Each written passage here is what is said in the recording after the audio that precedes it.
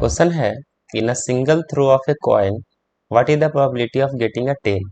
ठीक है, कहता है कि एक कॉइन को अगर एक बार हम ऊपर उछालते हैं, हवा में उछालते ऊपर फेंकते हैं, तो क्या प्रोबेबिलिटी है कि उसमें एक टेल आएगा। ठीक है, एक टेल आने का प्रोबेबिलिटी क्या है।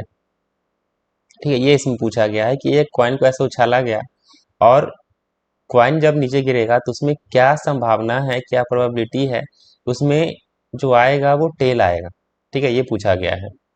तो हम क्या पता है हमको कि जब एक जो कॉइन होता है ना, उसको हम लोग टॉस करते हैं तो उसमें दो चीजें आ सकती है, या तो हेड आ सकता है या तो टेल आ सकता है, यही दोनों में से कोई आ सकता है। तो दोनों में से एक मतलब कि टेल आने का प्रोबेबिलिटी क्या है, यही इस पूछा है।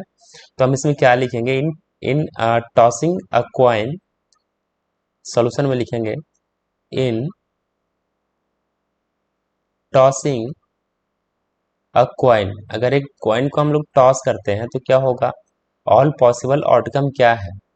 ठीक है, ऑल पॉसिबल आउटकम्स आर, कितने होंगे, दो होंगे। कौन कौन से होंगे वो भी हमको पता है कि या तो हेड आएगा या तो टेल आएगा, दो ही आएगा। इस दोनों में, दोनों के अलावा और कुछ नहीं आ सकता। ठीक है, तो लिखेंगे हम लोग नीचे therefore total number of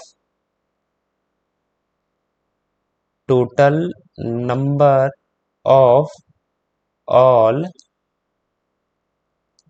possible outcome, outcomes कितना होगा, दो ही आएगा, इससे ज्यादा नहीं आ सकता। ठीक है, तो टेल आने का संभावना क्या है। ठीक है, देयरफॉर लिखेंगे नंबर ऑफ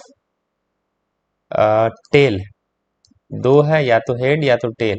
तो उसमें टेल का नंबर क्या है, तो टेल एक ही उसमें आ सकता है। ठीक है, तो यहाँ पे इसका प्रोबेबिलिटी हमको फाइंड करना है, तो उसको लिखते हैं probability of getting a tail. Tail आने का प्रोबेबिलिटी क्या है, तो प्रोबेबिलिटी का फॉर्मूला क्या होता है, number of trial by total number of outcome. ठीक है, टोटल। ठीक है, तो इसमें टेल आने की प्रोबेबिलिटी कितना है, वन है। तो वन ये हो गया बाई टोटल आउटकम कितने हैं, तो टू है।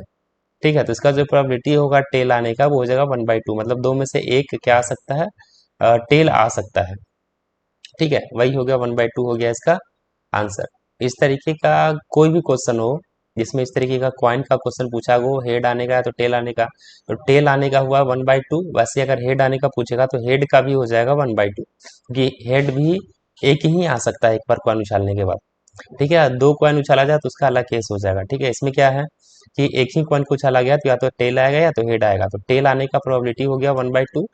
जिस तरीके से टेल एक है वैसे ही हेड भी इसमें एक ही है, तो उसका प्रोबेबिलिटी हो जाएगा 1/2। सेम तरीके से करेंगे। ठीक है, अगर वीडियो पसंद आया होगा तो वीडियो को लाइक कीजिएगा, चैनल को सब्सक्राइब कीजिएगा और दोस्तों के साथ भी शेयर कीजिएगा। Thank you.